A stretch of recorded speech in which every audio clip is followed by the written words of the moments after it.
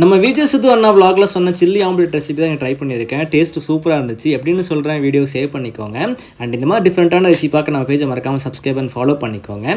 நான் இது செய்யறதுக்கு 2 எக் எடுத்து ஒரு பவுலில் உடச்சி போட்டு இதில் வந்து மிளகாய்த்தூள், பெப்பர், உப்பு போட்டுலாம் மிக்ஸ் பண்ணிவிட்டு தனியாக எடுத்து வச்சுட்டேன். இப்போ ஸ்டவ் ஆன் பண்ணிவிட்டு ஒரு பேனில் வந்து ஆயில் சேர்த்து நம்ம ரெடி பண்ணி வச்சுருந்த அந்த எக் மிக்சரை வந்து இதில் ஊற்றி 2 பக்கம் நல்லா சுட்டு எடுத்து அதை வந்து ஒரு தனியாக ஒரு பிளேட்டில் வந்து மாற்றிட்டு அதை நீளமாக கட் பண்ணி சின்ன சின்ன பீஸாக கட் பண்ணி தனியாக எடுத்து வச்சிடலாம்.